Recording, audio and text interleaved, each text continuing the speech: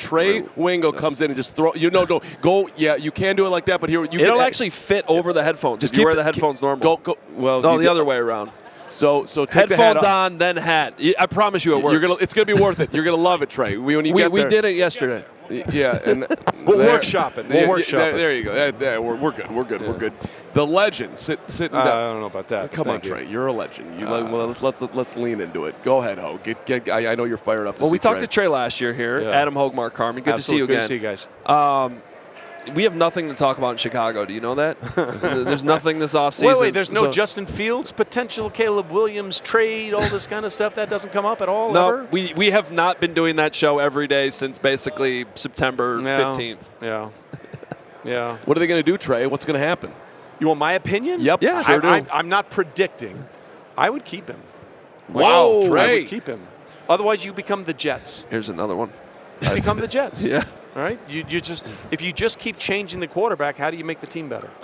So the reason I just reacted that way is because we are not anti-Justin Fields here at all, but there is a subsection of the Bears fan base that thinks anybody who's open to the idea of Caleb Williams is anti-Justin Fields. Like, lines have been drawn in the sand. Yeah. And I will actually say we have had a lot of guests this week. A lot of them tend to be players, by the way, that just love Justin Fields, that say the Bears got to keep rolling it with Justin Fields. So that's why I said here's another one, because then every time we have a guest on, then the fans are like, oh, these guys are going to be so annoyed that another guest wants to keep Justin. Well, here's what I would say, right?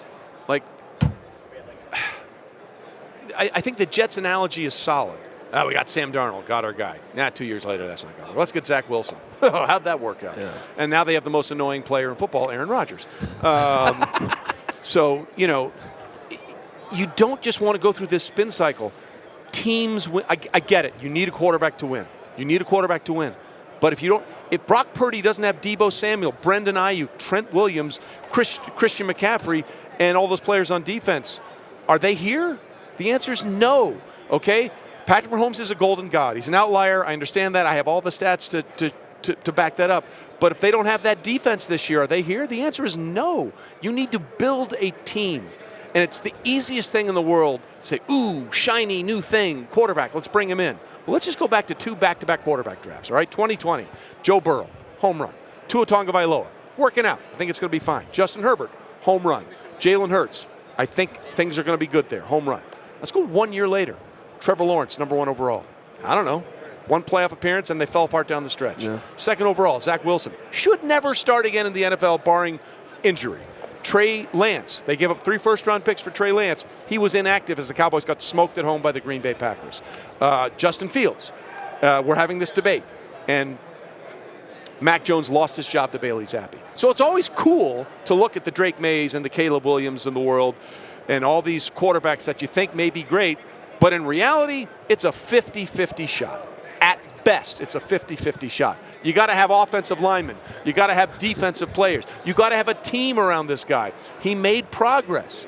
I would keep building around the player.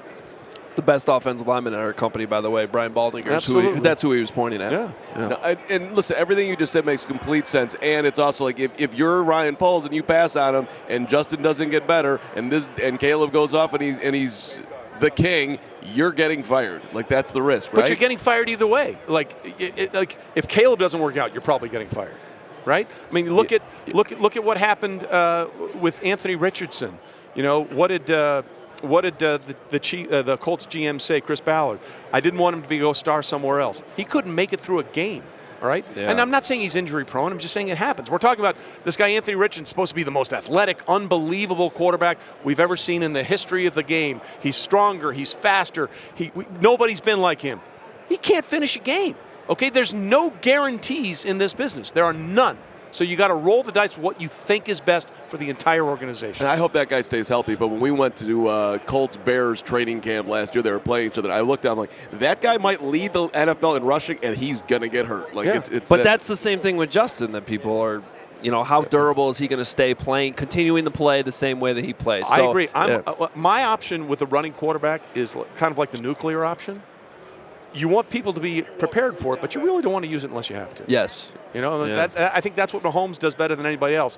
People don't look at him the way they look at Josh Allen. They don't look at him the way they look at Justin Fields or some of the other quarterbacks that run more. Mahomes runs when he needs to run. Quarterbacks need to learn from the win from the pocket, and that's something that obviously Justin Fields needs to progress on. And I think that's the more prudent choice. Let's go all time for 1 second. Football historian hat. Let's put it on. Who's your guy? You have to have it. Quarterback, 4 minutes left in the game. You're down by 4. We need a touchdown. Well, I mean, I think based on longevity, it has to be Brady. But let me just throw some numbers at you about what we're looking at with Mahomes here, okay? You go through the first 6 seasons of their careers, Tom Brady versus Patrick Mahomes. The Chiefs have more regular season wins. The Chiefs have more playoff wins. He has a higher completion percentage. He has a higher passer rating by about 20 points.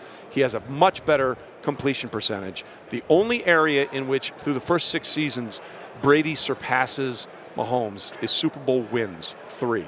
He went to 3, won 3. Patrick's in 4. He's won 2. So if he wins his 3rd on Sunday, he's tied or ahead of Tom Brady in every single category through their first 6 seasons. He's in 4 Super Bowls through 28. That's the youngest ever. Previous youngest, Tom Brady at 30. All right? Another number for you. The Chiefs, when they're down by 7 points or more in a playoff game, have a winning record with Patrick Mahomes at 8-2. Wow. 800 winning percentage. It's insane. The second best record in that category since 1950, so it's not a small sample size, is Tom Brady under 500 at 10-11. So that's what we're seeing. What a stat. That's a good what one. we're seeing. What a prepared answer. Yeah. You saying all those things, though, is exactly why every time when we're here in Vegas and I'm looking up at a sportsbook menu this week and I'm seeing that they're the underdog, it makes 0 sense to me. Yeah, well, I'll tell you another great story. This obviously rematched Super Bowl 54, and we had Al Guido, the team president for the 49ers, on the radio show in Miami that year.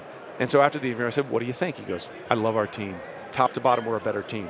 But he pointed to a picture of Mahomes and said, that guy scares me to death. Mm-hmm. They had a 10-point lead with 8 minutes to play, and they lost by 11. Okay? They lost by 11. Yeah. They were favored. They were underdogs in Buffalo. Bills were a better team. Didn't matter. They were underdogs against the Ravens, playing at home with the #1 scoring defense and the presumptive MVP. Didn't matter. Game on the line, 3rd and 9. I'm going to find Marquez Valdez-Scantling, who suddenly grew hands again in the postseason. Guy's a killer. He's a stone-cold killer, and they bring in the best defense they've ever had. In fact, I would argue the Chief defense is playing better than the 49ers defense right now. All right, I want to circle back to something you said early on in this conversation because this is Chicago. Yeah. Okay, why is Aaron Rodgers the most annoying quarterback in the league? Just listen to him. I mean, like, you know, he takes those shots at Travis, calling him, you know, Mr. Pfizer. Well, actually, Travis's real name is Mr. Playoff Production. More touchdown passes between him and Mahomes than any other combination in history. He has more catches in postseason history than Jerry Rice. And Aaron Rodgers is tied for the most one-and-dones as a #1 seed. So it's cool that you want to take your little fun shots, but at the end of the day, he's way more productive in the postseason than you ever were.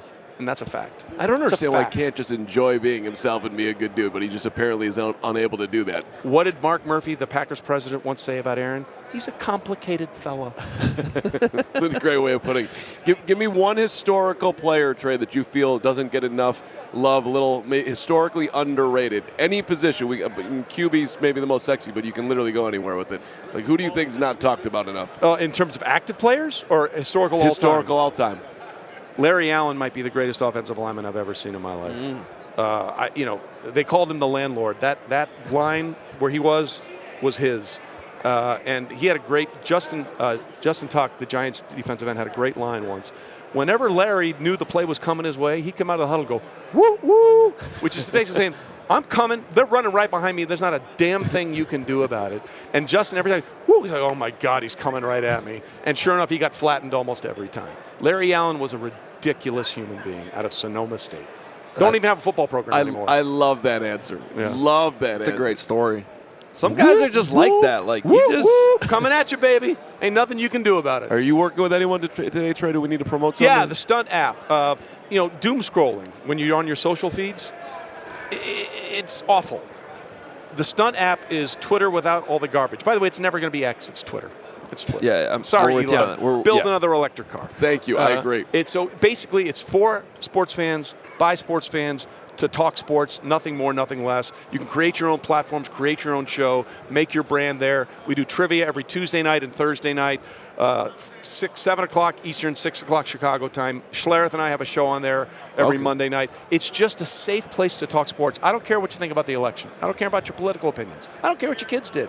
I don't care what the guy did on the golf course today. I don't care about your recipes. You want to talk about sports? Talk about sports, just sports on the Stunt app. Google Play for Android devices, the App Store for the iPhone.